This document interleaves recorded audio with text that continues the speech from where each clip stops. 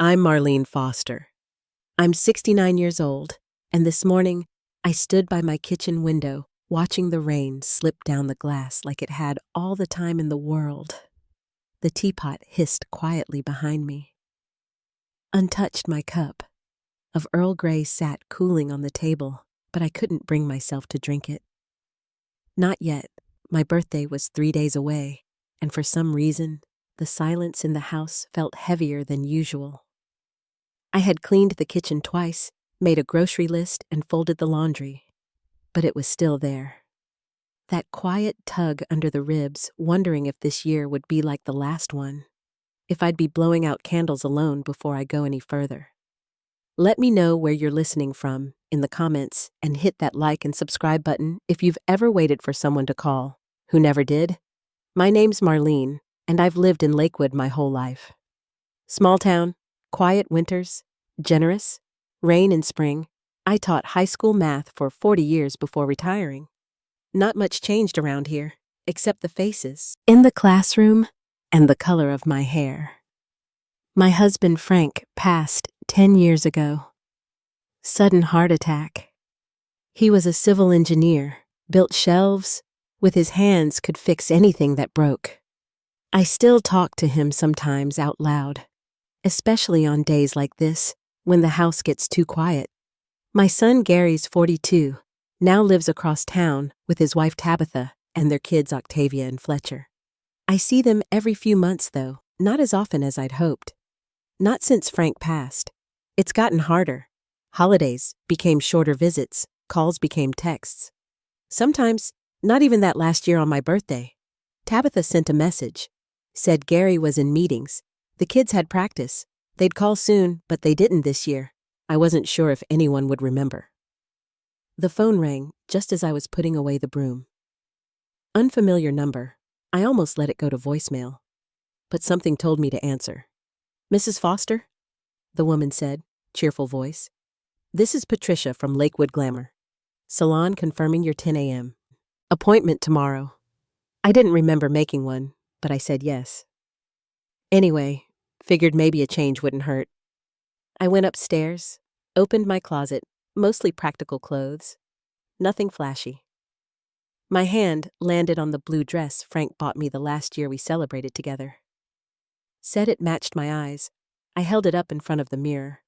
My reflection had softened with time, deeper lines, gray hair, but the eyes were still the same. Downstairs, I made a list: lasagna, chocolate, pecan cake, salad, cookies, things they used to love when they were little. Maybe this year would be different. Maybe they'd come. I called Gary to ask if they'd be free. He answered with that clipped tone, like I was interrupting something, told me they had a full day.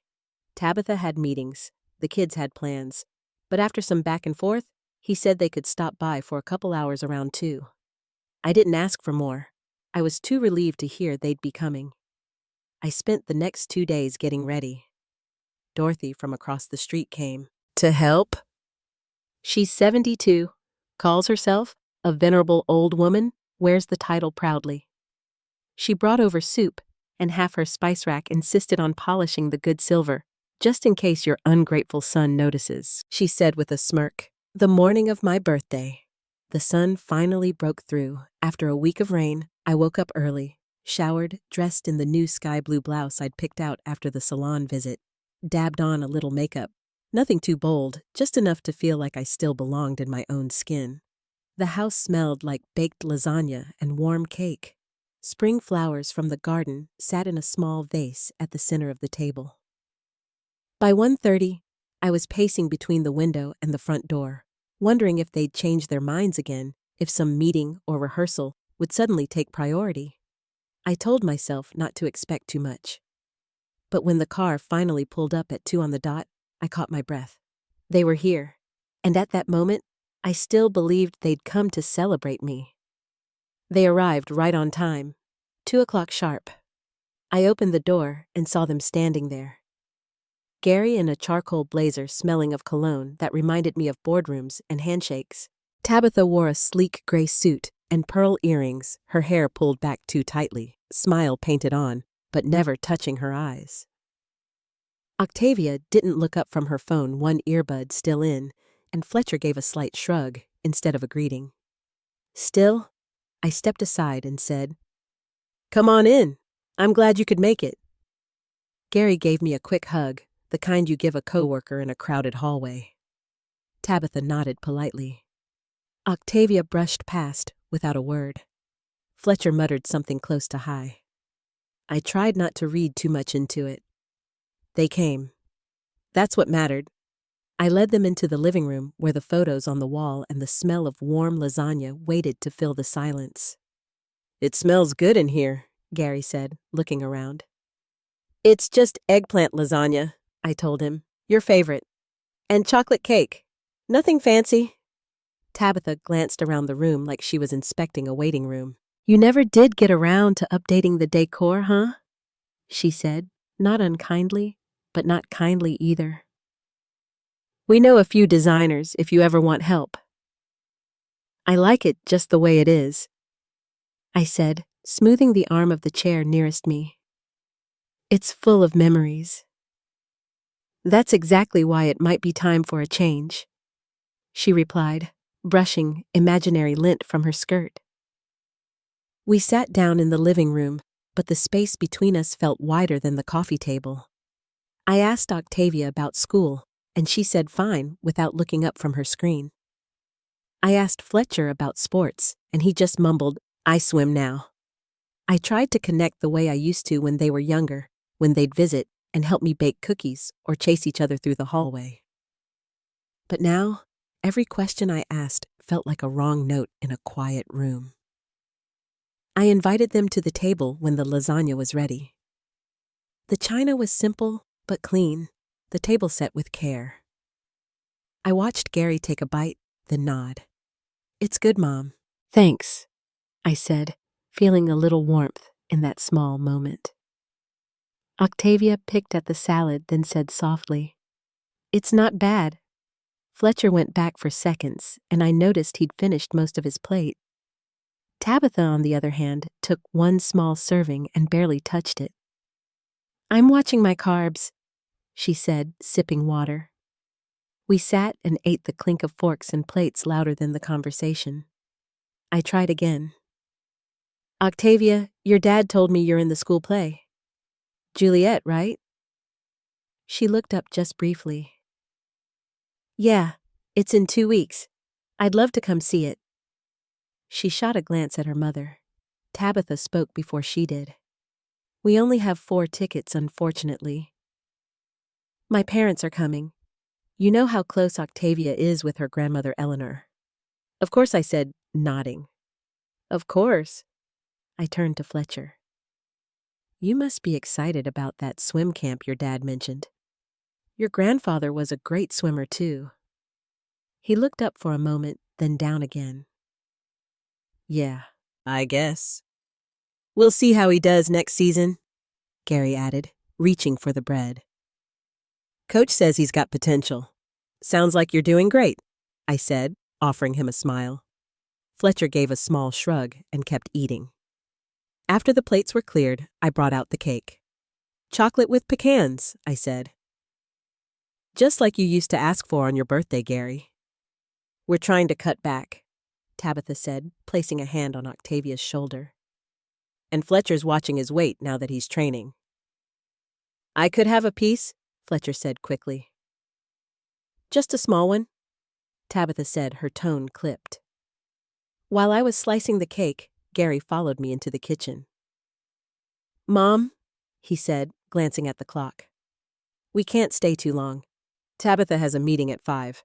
We've got to get the kids home first." I nodded, wiping the knife on a towel. "Of course. I appreciate you coming at all." Back at the table, Tabitha was already zipping her purse. The kids were restless. Gary clapped his hands lightly. "Okay, before we head out, your gift." Tabitha pulled a medium-sized box from her bag. It was neatly wrapped, topped with a gold ribbon. "Happy birthday, Merle," she said, the smile on her face as still as her posture. I untied the ribbon slowly, careful with the paper. The box was light. When I lifted the lid, it was empty. I looked up, confused. And that's when they started laughing. Loud, unfiltered, the kind of laughter that makes your stomach tighten. "You're just as empty," Gary said between laughs. "An empty box for an empty woman. Perfect match." Tabitha wiped tears from the corners of her eyes. "Just a bit of family humor?" Octavia held her phone up, recording my face. Pacifier Fletcher whispered under his breath, giggling. I sat there holding the box, unsure if I was supposed to laugh too. My throat was tight. My fingers curled around the sides of the lid. "Gary," I said softly, "what is this?" He was still laughing. "Oh, come on, Mom. Don't be so serious. It's just a joke." I stared at the crumpled tissue inside the box. "A joke," I repeated. "You came here to give me an empty box and call me a pacifier. For my birthday." Tabitha smirked. "Don't be dramatic, Merle." I stood up slowly, holding the box in both hands. "I think you should go," I said.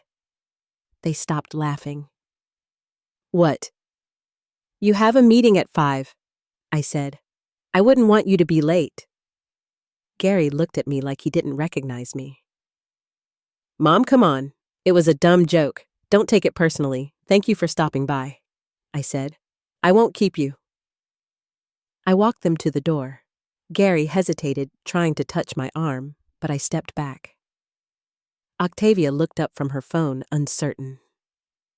Fletcher glanced down at his shoes. "We'll call you this weekend," Gary said as they stepped out. "Don't bother," I replied and closed the door. The lock clicked behind them. I stood there, back pressed against the wood, holding the empty box. The house was quiet again. I slid to the floor, knees stiff, back aching. The box rested in my lap, light as air, heavy as shame. 40 years of teaching, 40 years of raising a son. For this. I didn't know how long I sat there. Long enough for the sun to shift across the floorboards. Long enough for the lasagna to go cold untouched. When I finally stood, I threw the box in the trash, washed the plates, wiped down the table. I changed out of the new blouse I'd bought just for them and put on my house robe. Then I opened the drawer in my nightstand and pulled out my old address book. Robert Fisher, our family lawyer. I dialed the number and waited. He picked up on the third ring. "Fisher and Associates." "Hello, Robert," I said. "This is Marlene Foster, Frank Foster's widow. I need to update my will." He paused. "Of course, Mrs. Foster. Would you like to come in this week?" "Tomorrow," I said. 10 a.m. sharp. And I meant it. The next morning, I made my way to downtown Lakewood. The lawyer's office was in an old red brick building, the kind that made you feel like you'd stepped into a place that had seen 100 years of secrets. My knees ached more than usual from sitting on the floor the day before, but I kept my grip on the cane steady. The receptionist greeted me with a polite smile and directed me to Robert Fisher's office. Robert hadn't changed much in the years since I last saw him. Still neat, still wearing the same silver-rimmed glasses, his beard touched with gray. He stood to shake my hand and said, "Marlene, it's good to see you, though. I wasn't expecting this call." I settled into the leather chair opposite his desk and laid my folder on the table. "I need to talk about changing my will," I said. He nodded slowly, folding his hands. "Of course. What's brought this on?" I told him about the birthday visit, how my son, his wife and the kids, had come to my house only to mock me with an empty box and cruel words. He listened without interruption, his face growing more serious with every detail. "That's outrageous," he said once I finished. "They've clearly crossed a line." I told him that incident was just the final straw part of a long history of neglect and disrespect that had worn me down over the years. Robert leaned back, considering. "Legally, you have every right to change your will as you wish," he said. But I do want to advise you, not just as your lawyer, but as a friend, to be absolutely sure. These decisions are difficult, and sometimes people make them in moments of hurt. I shook my head. I'm certain. This isn't impulsive. It's been years coming. He nodded again and started outlining the process. We'll need to draft a new will, make sure it's properly witnessed and notarized. Your son can contest it after your death, though, especially if he claims you weren't of sound mind. What should I do about that? Include a clause that disinherits anyone who contests the will. That way, if they challenge it, they lose their share entirely. Also, get an independent medical evaluation to confirm your mental capacity. I agreed. I want to do everything right. No room for argument. He smiled slightly. Good. Anything else? I hesitated, then said, There's the lakefront property. Frank's favorite. I want to sell it. Robert looked surprised. I thought you were saving it for your grandchildren. I was. But times have changed. So has my family. I want to use that money for something else, maybe to start fresh somewhere new. He made notes. Selling the land will take some time, but I can help find buyers. As for moving, have you thought about where I told him about Santa Barbara? A warmer place by the ocean, and that my neighbor Dorothy planned to come with me.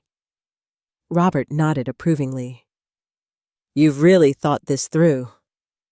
When the meeting ended, I felt a quiet resolve settle inside me. The path was set.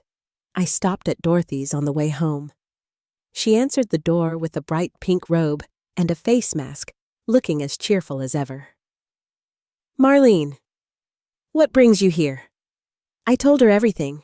The birthday, the empty box, the visit to Robert, the plans to sell the property and move. She shook her head, half amused, half proud. About time you stood up for yourself. You don't have to be a doormat for them. I smiled. It feels like the first step in a new chapter. She suggested a dinner, a proper family dinner, but this time with a surprise, a way to show them I wasn't the woman they thought I was. I'll help you with the preparations, she said, and you'll see they won't know what hit them. We spent the afternoon talking, laughing for the first time in days.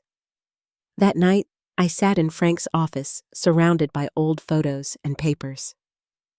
I asked him silently if he would have approved, if he'd be proud. Maybe he would have told me to forgive and forget. But I knew some wounds needed boundaries, some lessons needed to be learned the hard way. I made a list to pack things to let go, plans to start fresh. Tomorrow, I'd meet Robert again to finalize everything. A new life was waiting, and for the first time in years, I was ready. Robert worked quickly. Within a week, the new will was drafted, notarized, and sealed away. I met with a doctor, answered every question, passed every test. No confusion, no forgetfulness, nothing that would give anyone reason to doubt my intentions. The lakefront property sold even faster than I imagined. A local developer had been waiting years for that chance, and the money from the sale hit my account in less than a month. Every step left me lighter.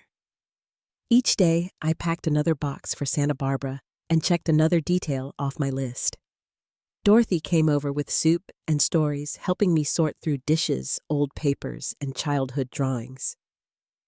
We lingered over every photo, every note from Frank, sometimes laughing, sometimes just sitting quietly together. When I told her about the new house, she started pulling out travel brochures and making lists of her own. It's time, she said, for both of us. She meant it. After 3 weeks of calls, emails, and meetings, everything was set. I signed the papers for my new cottage. The moving company booked a date. All that remained was one final dinner. A dinner for Gary, Tabitha, and the kids, just as we used to do when Frank was alive. Only this time, it would be different. On Friday evening, I called Gary. He answered on the second ring, sounding distracted. I told him I wanted them to come for Sunday dinner. It's important, Gary, I said. There's something I need to say to the whole family. He hesitated, then finally agreed. 6 o'clock. I thanked him and hung up. Dorothy was at my side within the hour, sorting through my closet for the right dress. She pulled out a black one, then laughed and said it was too dramatic. Something soft, she decided. Let them think it's just another dinner. We spent Saturday baking bread, peeling apples, rolling dough for a pie, roasting turkey, mashing potatoes. The house smelled warm and alive, maybe for the last time. Sunday afternoon, I set the table with the silver and china Frank and I had received for our 25th anniversary. I chose a simple blue dress, pinned my hair back, and dusted my cheeks with a touch of powder. Dorothy wore a beige dress and bright lipstick. She greeted me with a wink and a squeeze of the hand. "You ready?" she whispered. I nodded. At exactly 6, the doorbell rang. I opened the door to Gary in a pressed shirt, Tabitha in a wine-colored dress, the kids dressed neatly behind them. They stepped inside, looking around like they were in a stranger's home. Dorothy greeted them with a polite smile and went to pour iced tea. We made small talk at first. I asked about work, about school. Octavia said she was choosing a college. Fletcher mentioned a swim meet. Tabitha complimented the house, but her eyes kept darting to the corners, looking for clues about what was coming. Dinner was quiet at first. Gary praised the turkey. Octavia said the bread was good. Fletcher piled his plate and ate in silence. I let the conversation ebb and flow, waiting for the right moment. Dorothy asked about their summer plans, and Gary said they'd been too busy to think about it.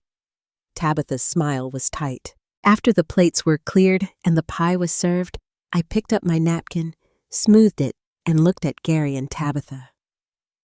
"I want to thank you all for coming tonight," I said, my voice steady. "But I didn't invite you here just for dinner." Tabitha leaned forward, a small, practiced smile on her lips. Gary nodded, waiting. "I want to apologize," I said, "for letting things go on this way for so long. For letting you treat me as less than family, for not saying what needed to be said years ago." Tabitha's smile flickered, but she stayed silent. Gary frowned. "If this is about the birthday, Mom," he started. But I shook my head. "It's about everything," I said. "About all the years of forgetting, of talking past each other. Of teaching you by example that I would accept it. I won't anymore." The room was very still. "I have something else to share," I continued. I walked to the secretary and took out a file folder. "When your father died, he left more than you knew. More than a house and a small account. He left me stocks, land, investments, almost $2 million worth, plus the lakefront property. I kept that from you because I wanted you to stand on your own, because I believed one day I would pass it all down to you and the children." Gary stared at me, speechless. Tabitha's face changed, her eyes hungry, then wary. "But I've made new plans," I said, holding the folder. "The property has been sold. The money went to the Teachers Fund, the city library, a scholarship in your father's name. I've bought a house in Santa Barbara, and I'm moving there next month. Dorothy's coming with me." Tabitha's mouth fell open. Gary looked like he'd lost his footing. "There's more," I said, opening the folder. "I've rewritten my will, everything I have. The house, the savings, the stocks goes to charity. You and your family will get nothing. I want you to know this now, face to face, so there's no confusion later." The silence stretched on. Tabitha's voice came out sharp and loud. "You can't do that. That's not fair." I looked her in the eyes. "Is it fair to forget your own mother, to laugh at her on her birthday? To teach your children that it's all right to treat someone that way?" They tried to interrupt, to explain. But I didn't let them. I finished calmly, then stood and told them, "I think you should go now." They stood in a clumsy shuffle. Fletcher looked at me unsure, as if searching for something he couldn't name.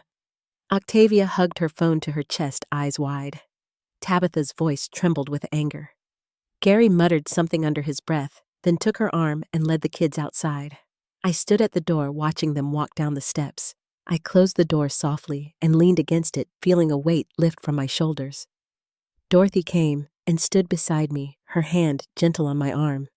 It wasn't over, not yet, but the power in the room had shifted, and for the first time in years, I was standing on my own. After the door closed, the house felt strangely calm, every room holding its breath. Dorothy sat with me in the kitchen, pouring us each a cup of tea. I listened to the hum of the refrigerator and the muffled sound of my own heartbeat, waiting for the tension in my chest to ease.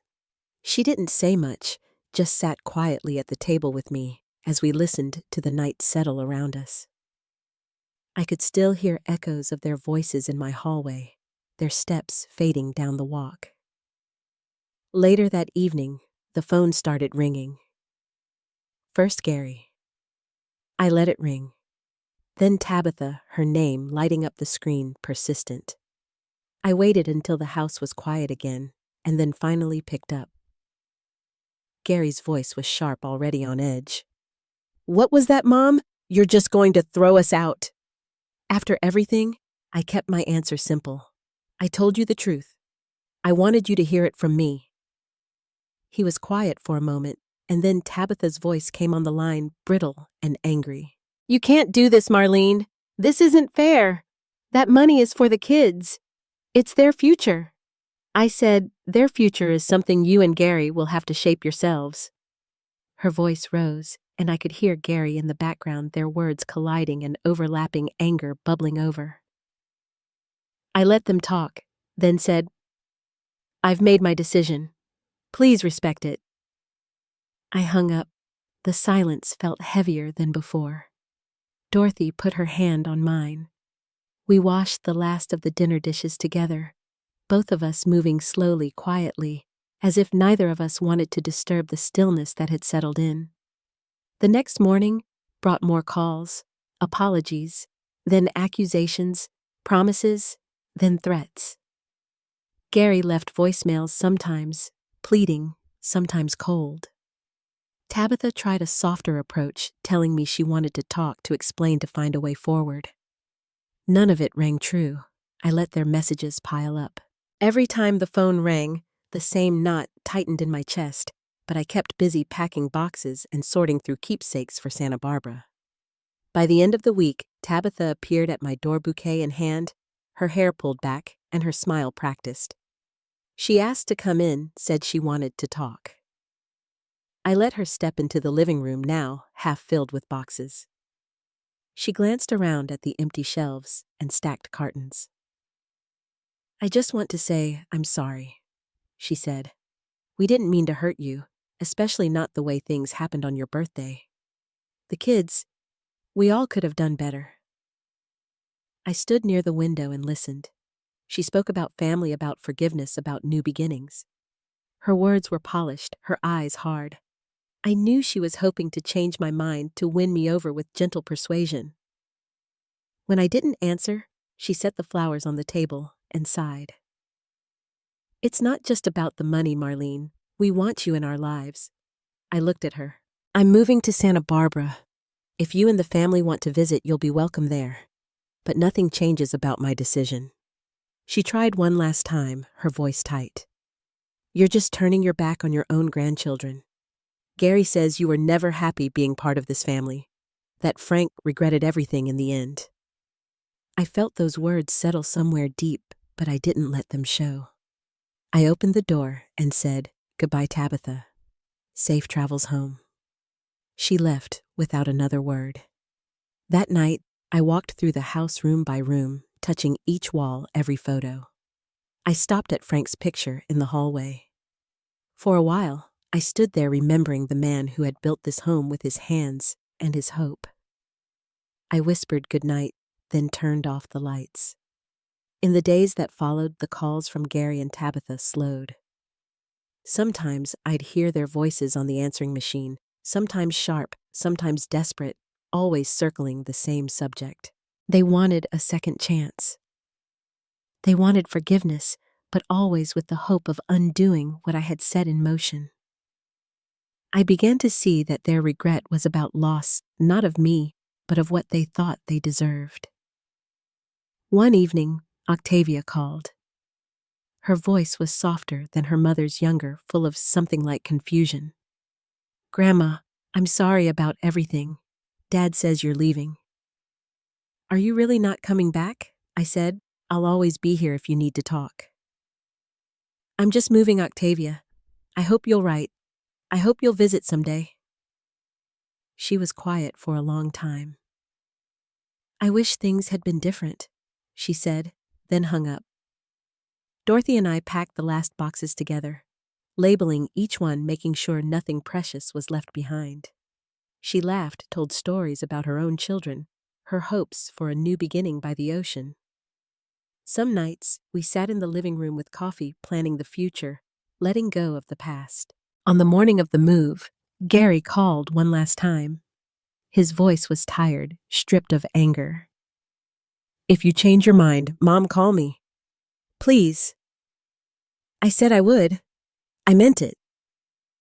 Dorothy waited in the driveway, her suitcase by her feet, smiling as the movers closed up the truck. The house behind us was empty, sunlight spilling across the floors, quiet and full of memories. As we pulled away from Lakewood, I glanced back at the porch, the windows, the place where my life had unfolded for decades. The road ahead was open. I didn't know what I'd find in Santa Barbara, only that I was finally driving toward it on my own terms, with the friend who'd stood by me ready for whatever came next. The drive to Santa Barbara took us down winding highways, the kind where every mile feels like another memory fading in the rearview mirror. Dorothy kept her window cracked, letting in the scent of the ocean long before we saw it. Our moving truck rumbled along behind us, boxes of books, old photographs, and favorite cups making the journey west. We stopped once for coffee and again to stretch our legs at a roadside stand that sold peaches by the pound. When we finally reached our new street, a quiet place where the houses wore bright paint and flowers spilled over fences, I felt something in my chest begin to loosen. Dorothy's sister Ellen greeted us at the curb with a bright scarf and a laugh. "Welcome to paradise, girls," she said, helping us carry our bags up the walk. The cottage was smaller than my old house, but filled with sunlight, every window thrown open to the garden. It was easy to imagine a new life there. The first morning I woke before sunrise. I made coffee in the little kitchen and stepped onto the porch, feeling the dew cool against my bare feet. Down the block, Ellen's porch light was on, and across the street, someone was already tending roses. It was quiet, but not empty. I watched the light move across the hills and let the newness of the place settle around me. Dorothy took to Santa Barbara as if she'd always belonged. She walked the beach each afternoon collecting shells and chatting with strangers. Ellen introduced us to her friends, a book club, a bridge group, neighbors who brought lemon bars and kind words.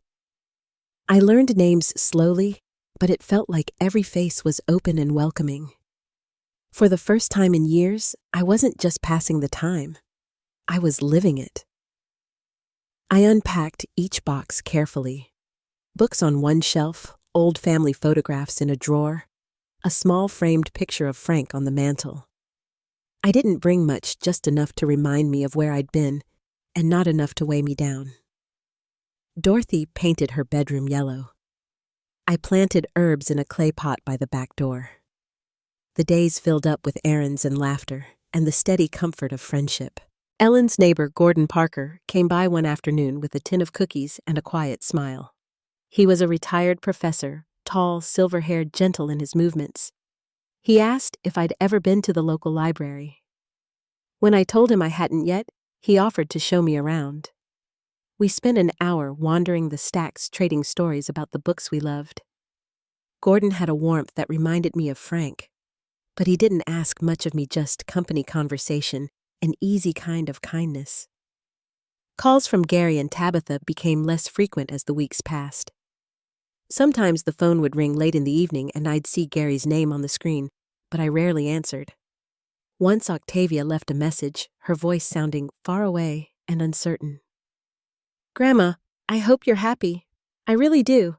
I listened to it twice, then saved it with the others." Dorothy thrived in Santa Barbara, her cheeks pink from the sun, her laugh louder than I remembered. She took art lessons with Ellen, joined a group that kayaked on weekends. Some nights, we sat together on the porch with mugs of tea, listening to the distant sound of waves and the breeze in the palm trees. "It's never too late," Dorothy would say. "Not for any of us." I filled my days with small pleasures, walks to the market, afternoons in the garden, volunteering at the library with Gordon, learning to make lemon bars from Ellen. I found myself smiling more easily. The heaviness that once lived in my bones started to fade. 6 months after the move, I got a call from Gary that was different. His voice was quieter, almost hesitant. "Are you happy, Mom?" he asked. There was something honest in the question, a note I hadn't heard in years. "Yes, Gary," I said. "I'm happy here." He was quiet for a moment. "I'm glad. I really am." There was no talk of money or the past, just that simple wish for my happiness.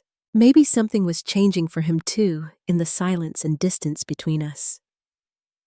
The months slipped by gently each day, a little brighter, a little softer. I didn't know what the future held, but the road ahead felt open, the burdens of the past left behind.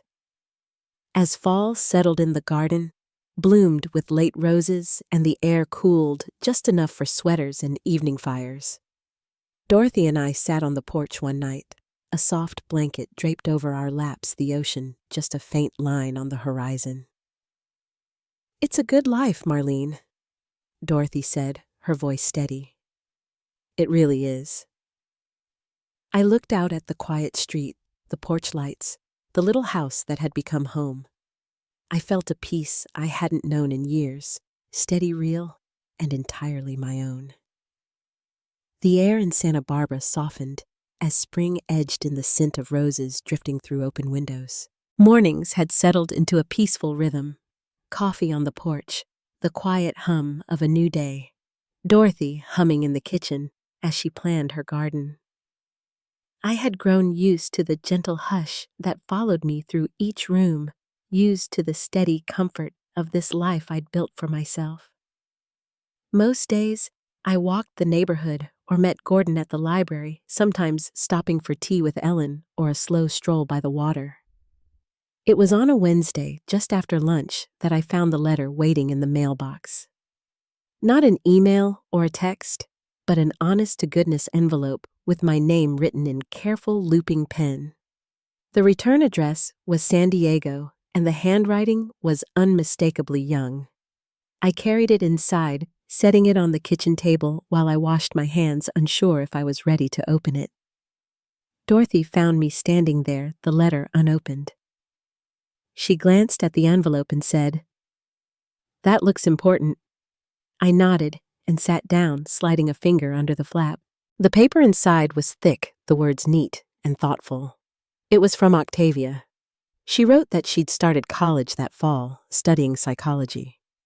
She wrote that she'd spent a long time thinking about our last birthday together, and the things she'd said or hadn't said.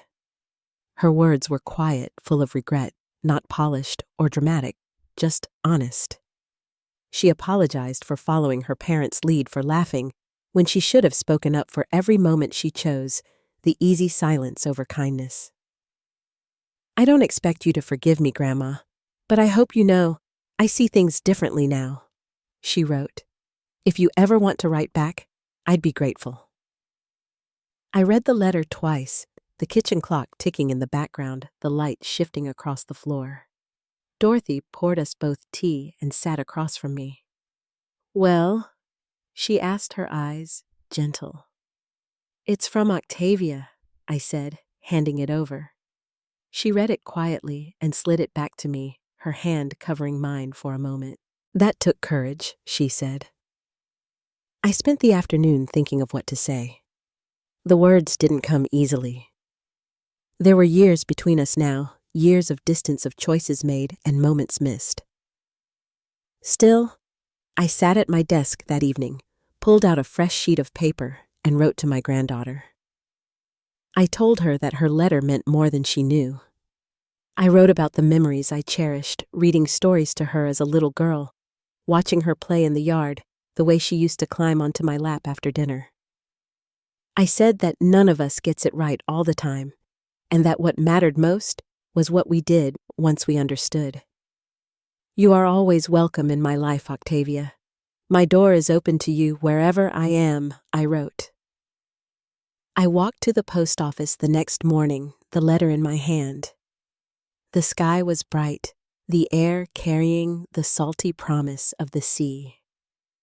I slipped the envelope into the slot and walked home a little lighter.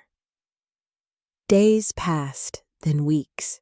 I tended the herb pots on the porch, sorted through new recipes with Ellen, and began helping out at the library, with Gordon organizing the weekly reading group for the local seniors.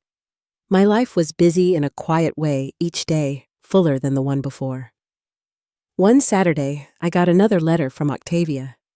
She wrote about her classes, her hopes to come visit Santa Barbara over the summer, her wish to make things right. I know it won't be the same, she wrote, but maybe we can find something new. I'd like that. I smiled as I read her words, knowing that healing doesn't happen all at once, but in these small, honest steps forward. That afternoon, I sat with Dorothy on the back porch, a pot of lemon verbena steeping between us. The sunlight slanted low, turning the garden golden. I told her about the second letter. She reached over and squeezed my hand, her eyes shining. You did the hard thing, Marlene, she said. You set your boundaries. Now you get to choose what comes next.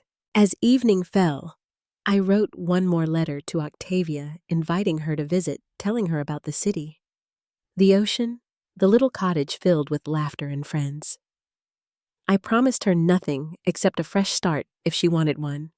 As the days turned gentle and bright, I felt something old inside me begin to mend. Not all the way, not yet, but enough to believe in the possibility of something better ahead. I watched the roses bloom along the fence and felt a quiet hope settle in a hope that belonged to no one but myself. The summer days in Santa Barbara slipped by gentle and bright sunlight, catching on the garden fence, and laughter drifting from the porch most evenings. There was a hush to my new life, a steady calm that made each day feel possible, even the quiet ones. Dorothy settled into the cottage next door. Ellen baked pies for every little occasion, and Gordon and I spent our afternoons with books and stories and small jokes that didn't need explaining. Sometimes I caught myself looking out toward the ocean, thinking of the years that had come before the ones that felt heavy and long. Octavia wrote a few more times before the leaves began to turn. She sent photos from her campus stories about her classes and hopes for the future hers, and maybe ours too. Her words grew lighter, more honest, each letter carrying less apology and more simple affection. We didn't try to repair everything at once. There were memories between us that would take time to settle. But the space was there, a bridge made of quiet understanding, and a willingness to move forward without pretending the past hadn't hurt us both. Once after one of her letters arrived, I sat out on the terrace in the cool evening air, a cup of tea warming my hands.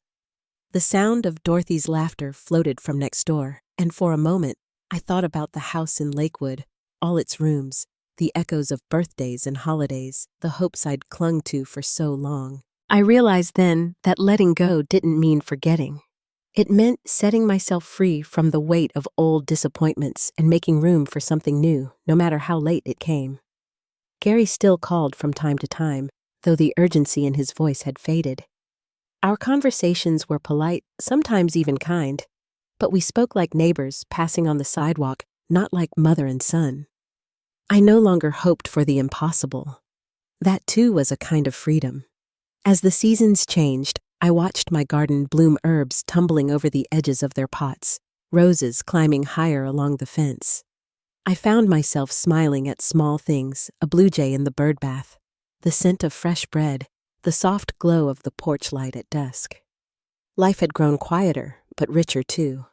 The losses, the lessons, the hard-won peace, each one made the sweetness of today possible. If there's anything I'd want someone to carry from my story, it's this.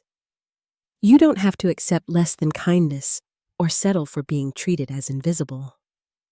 It is never too late to set a boundary to protect your own dignity or to choose a life where your spirit is respected. Forgiveness is real, but so is self-respect.